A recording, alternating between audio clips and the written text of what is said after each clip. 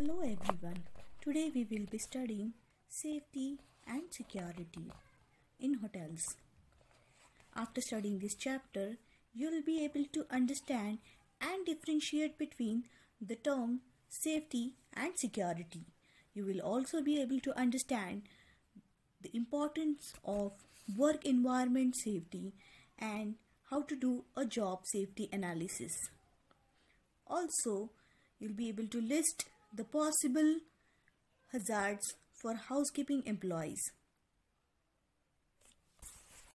and the importance of fire prevention and firefighting. You will also be able to practice the basics of first aid. Safety and security are concepts often used interchangeably, and it should be understood that both are means of safeguarding human and physical assets.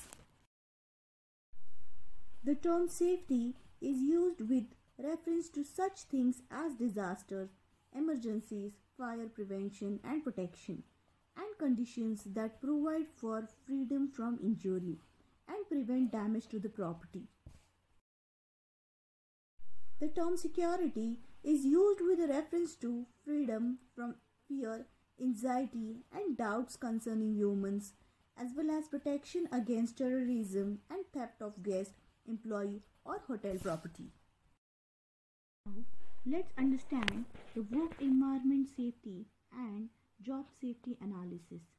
The management of any place of work are legally bound to provide a hazard-free environment to their employees. The nature of work that the housekeeping staff are involved in is such that employees may easily become accident prone if they are careless with the equipment, chemical or procedures. The overall objective of a safety management program is to eliminate hazards before they cause any serious accident. Now, let's understand the steps in the establishment of an effective safety management program. The employee handbook should spell out the consequences of stealing hotel property. It is important that the management should not discriminate against any employee when enforcing these rules. While screening applicants for the job, a thorough check of the background, including a check for any criminal convictions, should be carried out. Gaps in the employment history on applications may hide significant information. Reference check over the telephone are therefore a good practice for manager when they are having new employees. Coded uniforms and identification badges with the employee photograph and signatures discourage people from the every bent on thievery from trying to pass themselves off as employees. Orientation and training programs should emphasize the value of honesty. Supervisors should closely monitor behavior and loyalty, honesty to company policies. Inventory control procedure should be followed. Conduct a monthly inventory of all housekeeping supplies such as toilet paper, amenities and linen. If the item in storage do not match the usage rate if too little stock is on the shelves, it may be an indication of employee theft. All storeroom doors should be kept locked and these locks should be changed periodically to reduce the opportunity for theft. An effective control program, lost and found procedure and gate pass system should be in place and enforced at all times. Regular locker inspections also discourage employees from stealing for lack of a hiding place of articles. Employee entrances should have a security staff office that monitors arriving and departing employees. Employee parking should be well lighted and sufficiently far from the hotel building. Now, let's understand safety of hotel property. there are incidents where guests take away items that are not to be taken away by. These items may be picture frames, bathrobes, towels, and so on. However, some articles are meant to be takeaways. These are small items that prominently display the hotel's monogram. To minimize the losses through guest theft, a count of the number of amenities placed in the guest room if always kept, and if the guest asks for extra numbers, then this has to be entered in a logbook. The room attendant can check the numbers while cleaning the next day. Luxury hotels charge a high enough rate to compensate for stolen items. However, these are measures that may discourage the theft. To reduce the guest theft items such as monogram towel, bathrooms, and such may be placed on sale if hotel gift shops. This may reduce the likelihood of theft. Since guests have the option of purchasing these items, having these items on sale also rules set a standard price that can be levied against guests for missing items. Use as few monogrammed items as possible. Most guests take away items as souvenir and not with the intention of stealing the object. The uses of items with logos reduce the temptation. Always keep storage rooms closed and locked so that guests do not get a chance to take away items from these amenities. Stored on cards should be stocked in a secure place in a locked compartment. Guests walking down the hallways or corridor may easily take home a year's supplies of shampoos, soaps, so on in matter and minutes if these are left unattended in the corridor. Nail down guest room items and fixtures to appropriate surfaces. If decorations are not nailed, glued, bolted, and otherwise anchored to the wall, are small enough to fit in a suitcase, they are prime target for a guest theft. The easier an item is to remove, the more likely it is that it will be removed. All picture mirrors and wall lamps should be too large to fit easily into a suitcase or a bag. Expensive items such as television should be bolted and equipped with an alarm that alert the front desk or security if an attempt is made to remove the item. The closer the room is to the parking area, the easiest is to remove an item from a room. Secure all the windows and sliding glass doors so that they cannot be opened all the way. Limit the number of entrance and exits guests may use to enter into their room.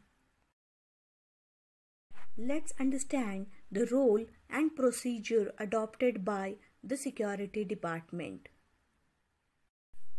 This department is responsible for the safety of guests, staff, and their belongings, protecting the privacy of celebrity guests. One security personnel is there for all the guest rooms floors who takes round and keep a check on the guest and staff activities.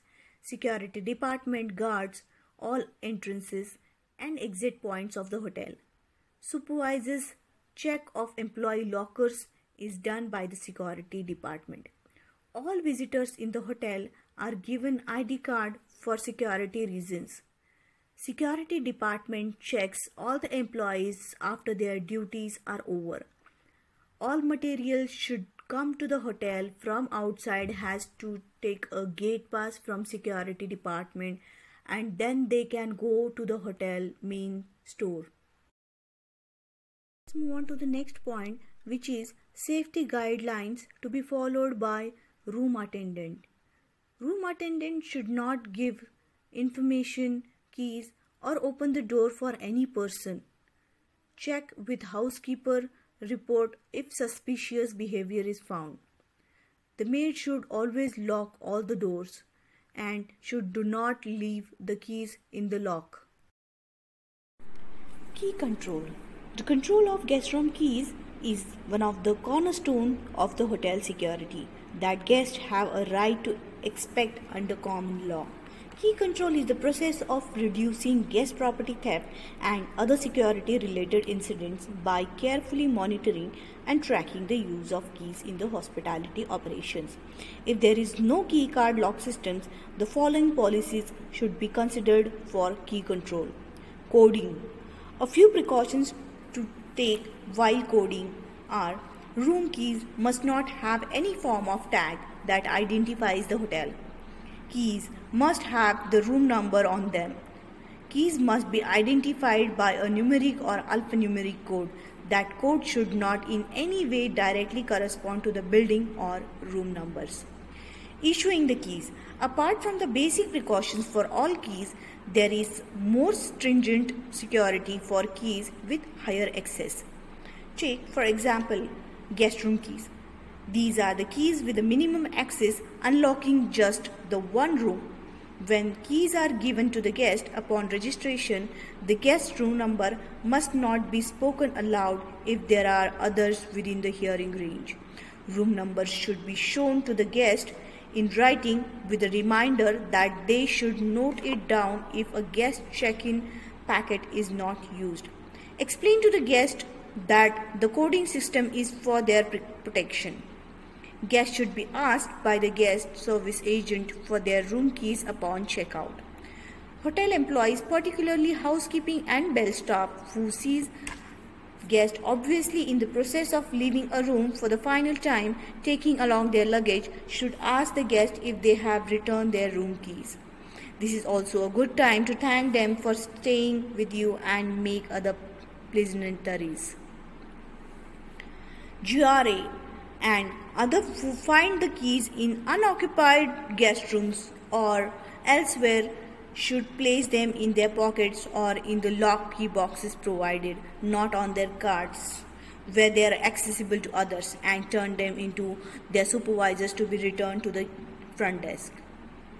Master's keys and sub-master keys, where all the sections, all the master keys, room master keys and grand master keys should be signed out each time they are taken, and their return is noted in the control sheet.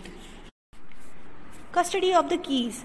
These are the precautions to be taken while the key is with a guest or employee after being issued as per the correct procedure.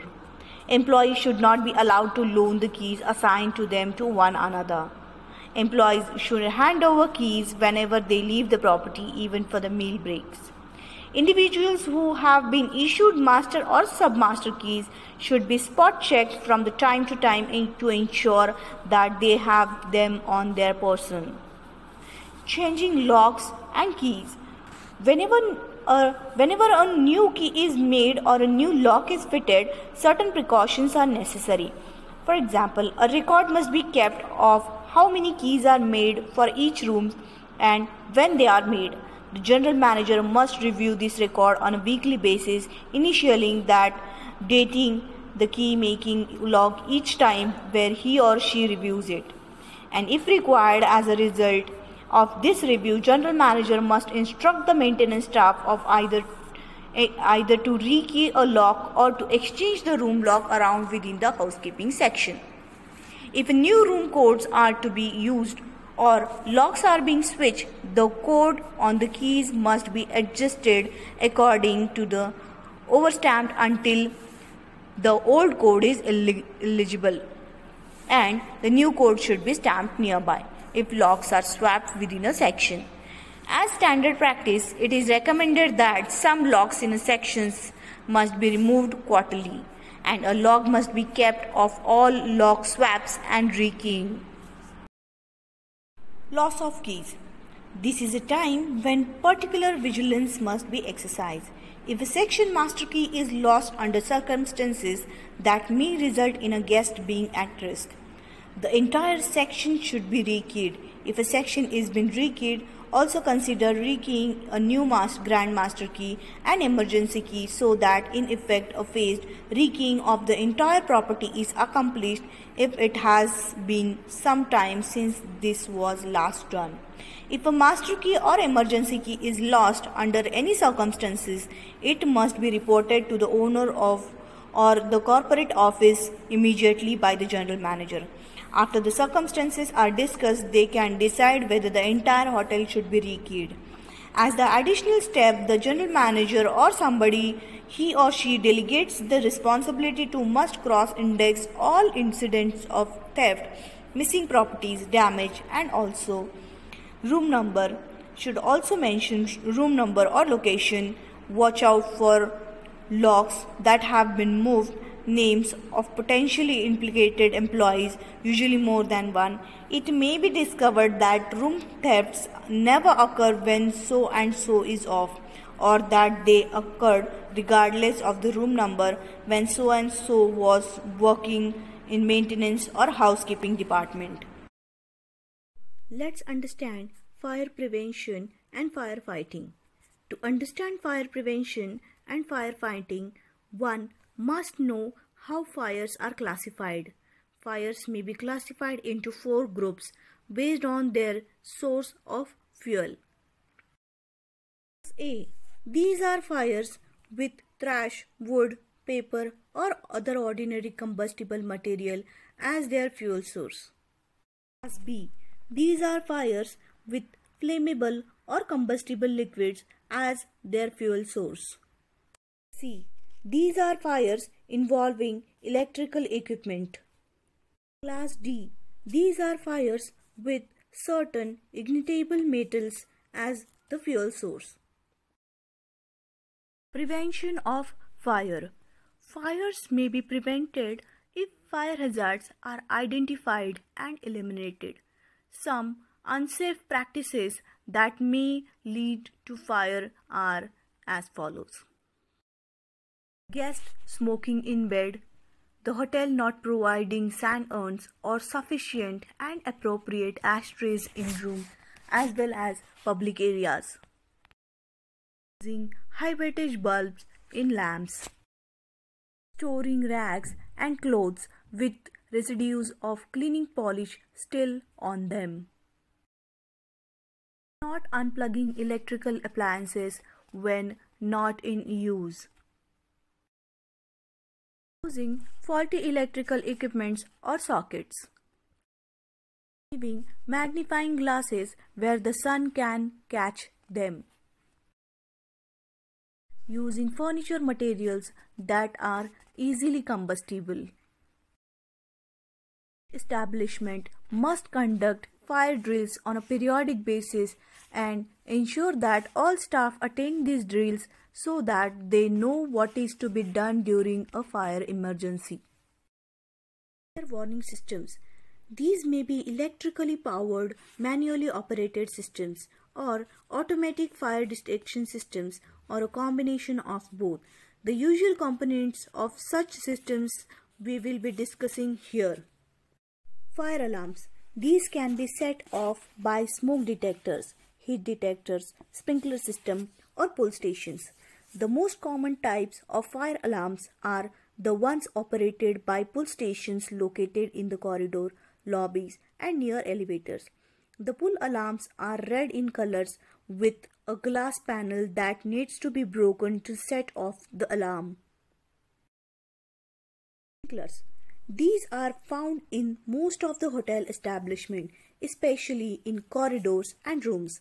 They are situated on the ceiling and automatically spray water when the temperature rises above a certain level. Smoke detectors. These are set off by smoke. The 2 types of smoke detectors are available, which are photoelectric detectors and ionization detectors.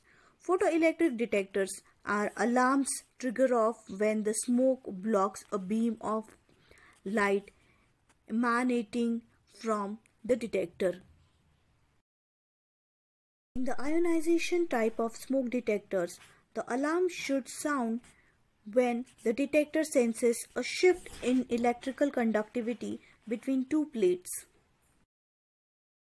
What to do in case of a fire emergency? Immediately switch on the nearest alarm. If possible, try to put out the fire with suitable equipment, remembering to direct the extinguishers at the base of the flames. Do not attempt to fight a fire if there is any danger of a personal risk. Close all the windows and switch off all the electrical appliances, including fans and lights. Close all the doors to the affected area and report to your immediate supervisor for the instructions. Carry out instructions, for instance, in-house guests in the sections, and direct them to the nearest fire escape route. Each guest room should have the route to the nearest fire escape drawn out and displayed in a place where it is most likely to be seen by the guests. Reports to the departmental fire representative for a roll call. The housekeeper on duty should check the list of the staff who are on duty so that all those on duty can be accounted for. Remain at the assembly point until instructed to do otherwise. Do not use the lifts. Firefighting equipments. Staff should be trained in operating the firefighting equipments. Types of firefighting equipments vary from simple ones such as bucket of sand and water, fire blankets, and hose reels, to more complex fire extinguishers. Water buckets should be constantly checked for adequate water levels, and sand buckets should be kept dry. Water should not be used in case of fires involving electricity. Now, let's understand types of fire extinguisher. Dry powder. These are usually meant for multi-purpose use with various types of fire. They contain an extinguishing agent and use a compressed non-flammable gas as a propellant. Chemical foam. These are primarily used on a flammable liquids, oils and fats, but many have multi-purpose uses. Water extinguisher. This extinguisher contains water and compressed gas and should only be used on a class A, which is wood or paper fires. Carbon dioxide extinguisher. These CO2 based extinguishers are most effective on class B and class C, which is electrical and liquid fires. Since the gas disappears quickly, these extinguishers are only effective from distance of 3 to 8 feet. The carbon dioxide is stored as a compressed liquid in the extinguisher as it expands on release. It cools the surrounding air. The cooling will often cause ice to form around the horn out of which the gas is expelled from the extinguisher. Since the fire could reignite, continue to apply the agent even after the fire appears to be out. First aid. The initial assistance or treatment given to a casualty for any injury or sudden illness before the arrival of an ambulance, doctor or other qualified person is called as first aid. The notion of first and itself signifies that casualty is likely to be in need of secondary aid. First aid box containing medical supplies for emergency use is usually kept in the housekeeping department. A first aid box must contain following items: a first aid book, antiseptic cream which is useful for cuts and grease, Dettol antiseptic solution, then calamine lotion. It is a medical liquid containing zinc carbonate. This has a soothing effect on painful sunburn. It can also relieve itching caused by minor insect bite and sting in the absence of allergy. Antidiarrheal tablets. These are used to relieve diarrhea by slowing down bowel movements. Paracetamol, used for relieving pain and lowering a high temperature. Soframycin skin ointment. 2 tubes has to be there. This is used in a bacterial infection of the skin and in burns too. Travel sickness kit. This can be taken before a journey or as directed on the label. Oil of cloves. For an aching tooth, this is used to provide temporary relief. Then sterilized dressing, large sterilized dressing, crepe bandage, adhesive plasters, open wave bandages, roller bandages, eye pad, tweezers to remove splinters from the skin, and they should be used in a good light. Dressing scissors to use when cutting away the dressings.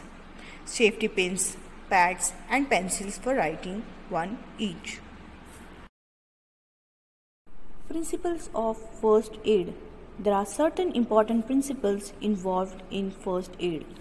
The first aid provider must act calmly and logically, be in control both of himself or herself and the problem, be gentle but firm and speak to the casualty kindly but purposefully. Build up the trust by talking to the casualty throughout the examination of treatment. Explain to the casualty what he or she is going to do. Answer honestly and say so if he or she does not know the answer, that is, avoid giving misleading information. Never leave the casualty alone but continue to talk to him or her until the ambulance or doctor arrives. Continuously reassure the casualty. Never separate a child from its parents or guardian. Send the casualty to a hospital or doctor by the quickest means of transport. Always inform the police about serious accidents and inform the relatives of the casualty. There are certain things to avoid in first aid are: do not touch a wound with your finger or any instrument. Do not put an unclean dressing or cloth over a wound. Do not allow bleeding to go unchecked. Do not allow a crowd to gather around the casualty. Do not move a patient unnecessarily. Do not take off clothing unnecessarily. Do not allow a patient with a fracture or suspected fractures to be moved until splints have been applied. Do not neglect a shock. Do not risk burning a patient by using unwrapped hot water bottle or other heated objects. Do not fail to give artificial respiration when needed. Do not fail to remove false teeth, tobacco, or any other eatable from the mouth of an unconscious person. Do not permit air to reach a burned skin surface. Do not wash wounds. Do not try to reduce dislocations except of the finger and lower jaw. Do not forget to send for a physician. Potential hazards in housekeeping. Due to the nature of the work performed by housekeeping staff, they must be exposed to many dangerous and unsafe conditions or hazards if they are not careful. To reduce safety risk, all employees should be aware of potential safety hazards.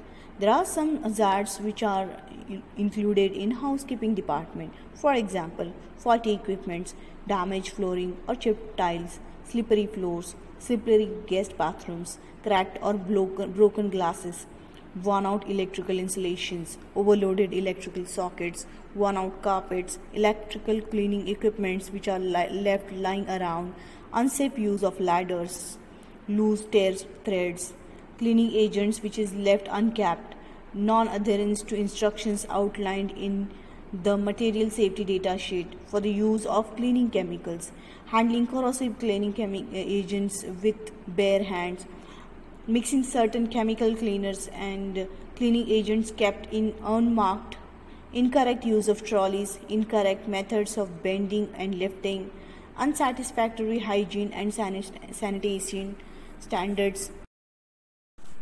To avoid such accidents, there should be safety awareness ongoing programs at all the establishment.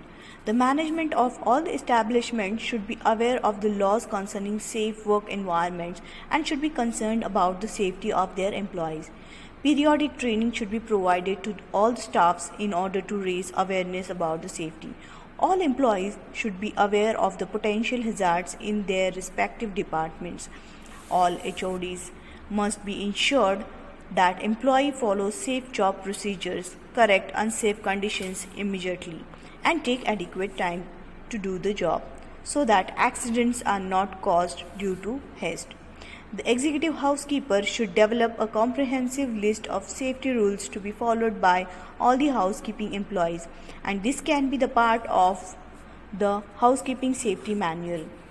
There are some safety guidelines for lifting, bending, carrying and pushing that may be included in the manual. Now let's understand some basic guidelines for preventing the accidents.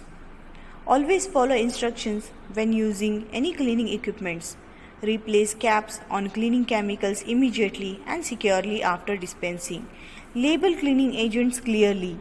Keep floors clean and dry. Place warning and safety signs around the area while cleaning. Always dry hands before touching plugs, sockets and electrical fittings. Mark faulty equipment as out of order. Dispose of rubbish carefully.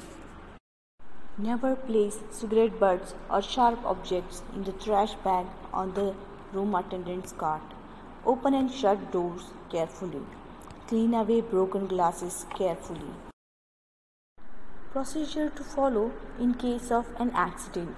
When a guest or employee has met with an accident at the hotel, the procedure to be followed is as follows. With the help of another person, check if the victim requires any assistance. Report the matter immediately to the manager concerned. Either administer first aid if you are trained to do so or get help from trained personnel. Shift the victim immediately to a hospital if required. If the injury is serious, call an ambulance for the same. Follow all necessary first aid measures until the ambulance arrives. Fill in that accident report form and hand it over to the manager concerned. So, we are concluding the chapter with the discussion of the hazards which need to be listed and employees should be trained in the safe methods of dealing with them. In case of an accident happens in spite of taking all the precautions, the employee should know the procedures to be followed and the first aid to be administered. Here we end the chapter Safety and Security Processes in Hotels. Thank you everyone.